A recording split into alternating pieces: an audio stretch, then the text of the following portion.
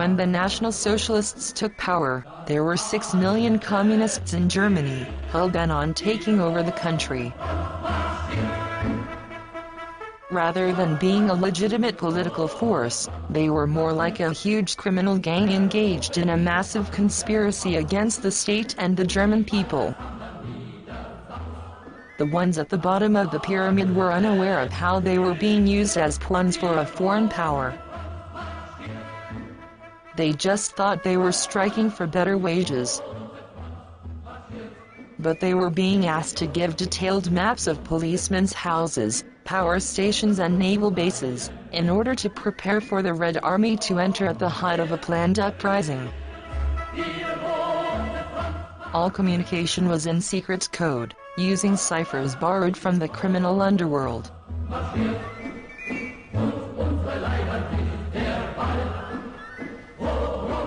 National Socialism was finally triumphant over the Marxist forces of evil, and Germany was desperate to warn America before the same happened there too. This pamphlet was produced for that purpose and includes detailed explanations of the plots that were uncovered in the process of defeating the Bolshevik traitors and terrorists.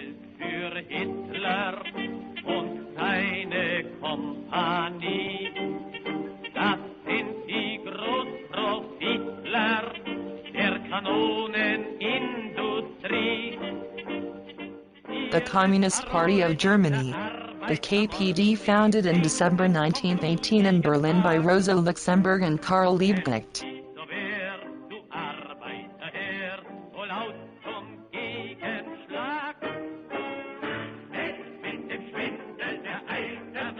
Within weeks an armed rising occurred in Berlin. The street fighting was extremely sanguinary, and could only be suppressed after days of heavy fighting.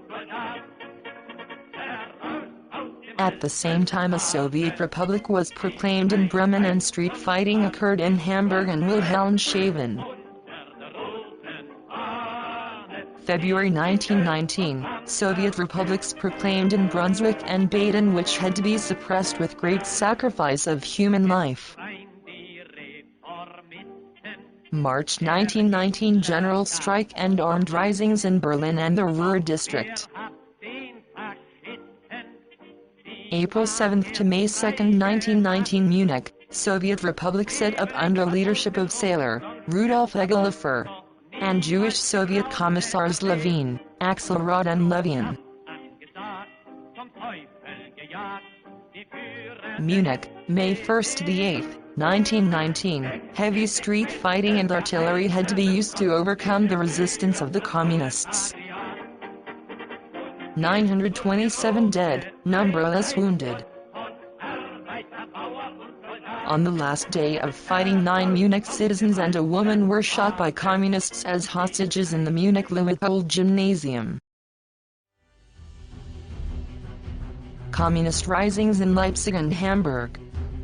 March 1920, another attempted communist uprising in the Ruhr. April 1920. Max holes in the Vogtland.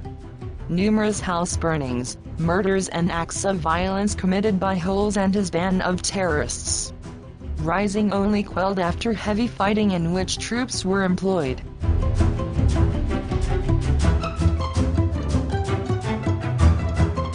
Following year, serious communist disturbances in central Germany, Hamburg and the Ruhr.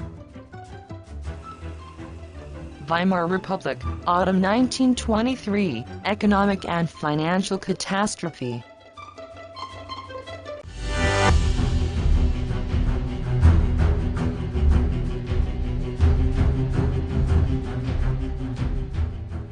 The wave of communist disturbances and attempted risings increased on the same scale.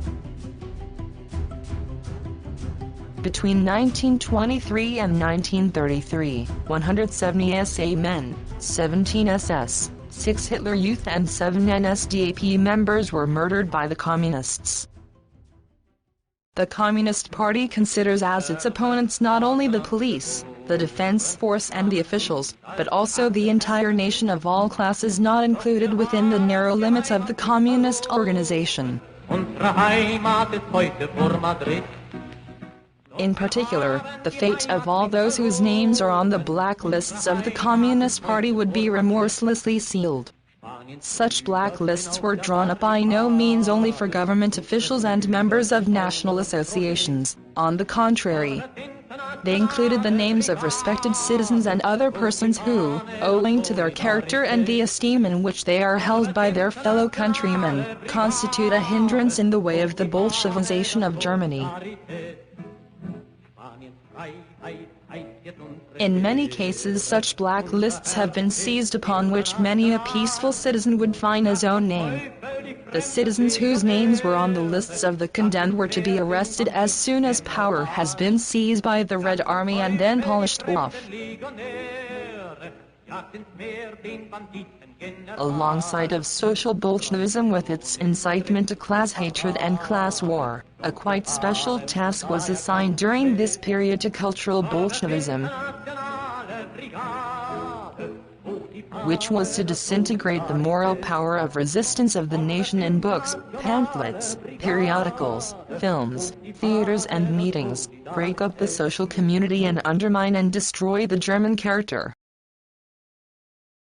The kernel of cultural Bolshevism was formed by the recklessly hateful and low-godless movement, while the propaganda in favor of free love, moral decay and moral perversity was able in the cleverest way to harness the sexual impulse for the political aims of the Communist International.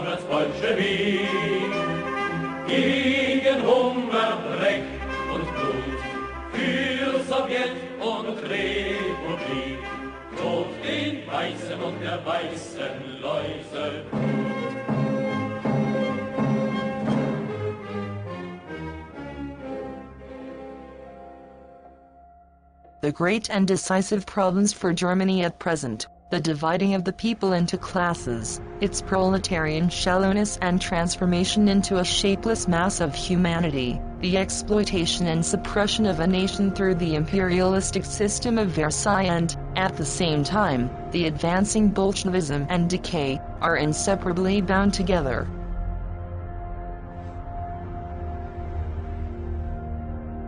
Nobody could dare seriously to attack Bolshevism who did not know the way out of the social misery, disintegration and slavery. That is why all other aims and movements were bound to fail, and that is why National Socialism was bound to conquer. In principle, it is a German movement, which has grown out of the present for the future. Nevertheless, it is not only Germany's own affair. No other nation can be disinterested in whether the heart of Europe sinks into Bolshevism or sets about an internal and external healing process in an honest and inspired manner.